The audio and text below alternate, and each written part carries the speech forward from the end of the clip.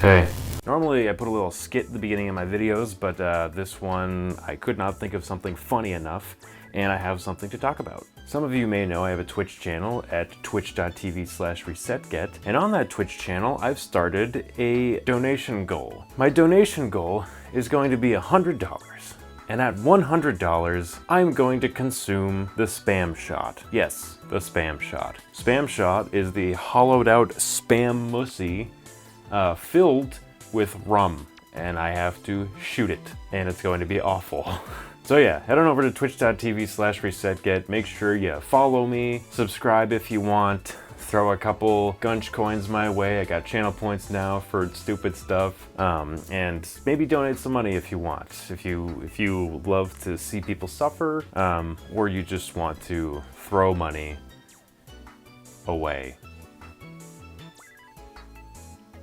Not really good at selling this, am I? On to the video. You really can't beat the classics, can you? I mean, there's 12 years between Left 4 Dead 2 and Back 4 Blood. And yet somehow, in all that time, they couldn't really figure out what made Left 4 Dead special, could they? Now some of you might be saying, well, you don't know what you're talking about. Back 4 Blood was made by Left 4 Dead developers. Was it? Was it really? Now those of you that have already watched Crobcat or Crobycat's video on it know that it was not really made by that many Left 4 Dead developers. You see, Left 4 Dead and Left 4 Dead 2 had a team of about 200 developers from what I could see on Google. 2 might have had more than 200. I think I was looking at the stats for 1. Out of those many developers, 7 of them worked on Back 4 Blood. So 7 out of 200 is 3.5%. So 3.5% of Back 4 Blood's DNA is Left 4 Dead, and the other 96.5% is just a zombie shooting game. And that's it. Let's back up a minute here though, because Back 4 Blood does not exist in a vacuum, and there are some things that should be talked about when talking about Back 4 Blood. Left 4 Dead. Zombie shooter comes out in 2008, 4-player co-op, literally changes gaming as we know it. Wonderful character and creature design, a great, dreadful, foreboding atmosphere, great gameplay mechanics, unique for the time versus mode, and the fact that it was made by Valve, well, I mean, it's no secret that Left 4 Dead was explosively successful. Fast forward exactly 1 year later and Left 4 Dead 2 launches, which is basically just the first game, but a whole lot better with more stuff, and eventually they just took all the stuff, all the campaigns and characters and everything from Left 4 Dead 1, and they just put it in Left 4 Dead 2. There's no reason to play Left 4 Dead 1 anymore, because 2 has all that content and a whole lot more. It had new weapons, new special infected, new characters, new campaigns, obviously. It was great. It was just like awesome. Only 1 year later and we've got all this more Left 4 Dead. It's great. There are not many video games that you can point at and say, that changed video games forever. And Left 4 Dead 2 is one of those games. It is easily a top 10 of all time for me. I know not for everybody, but for me personally, whew, tops. 10 years later, and this game is still maintaining tens of thousands of unique players every month. I mean, granted, it goes on sale for like pennies practically every month, which means it's borderline free, and it could run on a napkin, but hey, lower bar for entry means more people are going to play. Okay, fast forward again to 2015, the launch of Evolve, a new game by Turtle Rock Studios, which is comprised of some ex-Valve developers and a bunch of other people who are not ex-Valve developers. Evolve is a 4v1 asymmetrical shooter where one person controls a big monster who gets bigger and stronger throughout the match, and 4 hunters who are trying to capture, kill, destroy the monster. It really behooves you to stop the monster before it gets bigger, because in the later stages, it is nearly impossible to kill. Great idea, bad execution. A plethora of issues plague the game at launch. It loses almost all of its players in just a couple of months, and it really just kind of leaves a bad taste in our mouths, like, what, this is the Left 4 Dead guys? This is their new thing? Like, this is the best they got? 6 years later, Back 4 Blood is released, and it's their new Left 4 Dead, basically. They decided they wanted to go back to basics, and they make a new 4-person co-op zombie shooter that is heavily inspired by and based on the Left 4 Dead games while adding some new mechanics and new stuff to the game. Now, like I said before, this game was not really developed by like all of the Left 4 Dead developers. It was a very small number of them. But if you've played Left 4 Dead and you've played Back 4 Blood, you don't even need me to tell you that, because you just know by playing that these things are not alike. I'd like to tell you about a little acronym that I learned a long time ago in elementary school actually, and that is KISS, K-I-S-S. And no, not the kind I did with your mom last night. K-I-S-S. Keep it simple, stupid. Picture, if you will, a log cabin. This is going to make sense shortly. A log cabin is just a house made out of logs. You can make it any shape you want. You can make it as big as you want. You can make it as small as you want. You can have as many walls as you want. You can have as few walls as you want. You have metal roof, wood roof, whatever. You can do all kinds of things with a log cabin. Now, if you don't know anything about log cabins, you could make the craziest looking log cabin that anybody's ever seen. And then you step inside and you realize, uh-oh, I forgot to insulate. I shit you not, I grew up in a log cabin.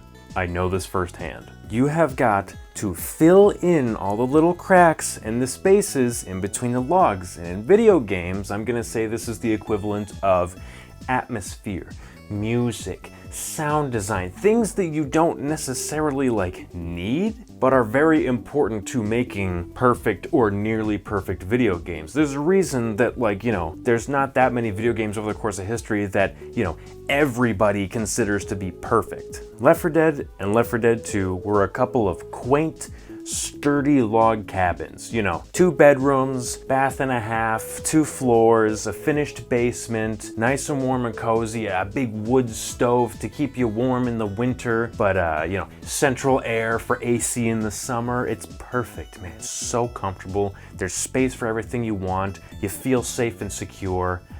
Perfect. Back 4 Blood, on the other hand, it's not a log cabin. It's like a log chateau. It's got 5 bedrooms and 4 bathrooms and a courtyard outside, and you know, it's got all these crazy different rooms and stuff.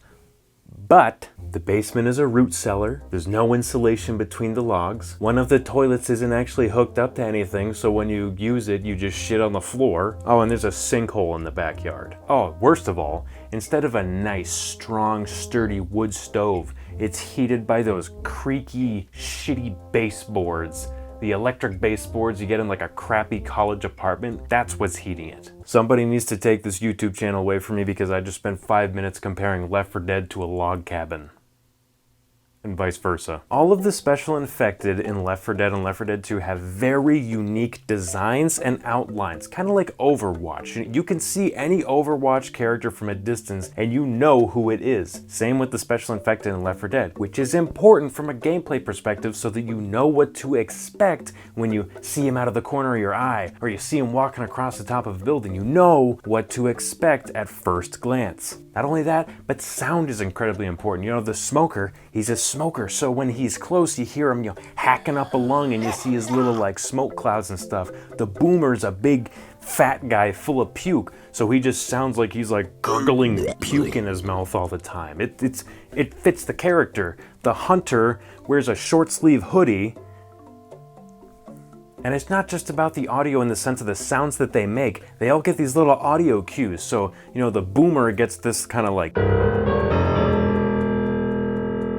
And then the hunter gets this... scary, and it sounds like him. It fits the character, or the zombie, whatever. The games do everything shy of just having a big text box take up the whole screen that says, hey, there's a hunter behind that minivan over there. Back 4 Blood does something different, and it doesn't quite work like how I think they want it to. So instead of having 8 completely unique special infected, they've got like 3 classes of special infected, and each of those classes has 4 different forms. But all of the forms look really similar, and they also don't, I guess, fit exactly what they do. It's kind of odd. Like the tall boys, for example, the big tall zombies. Some of them just have a big hand and they smack you with it. Some of them have a big hand and they grab you with it. The problem is the big hands look really similar from far away, so it's hard to tell which one you're fighting against. The newer ones that they added are different because they have like spikes all over them, so they're a little bit easier to tell apart from the original ones. But still, like you've got basically like 3 of the same thing,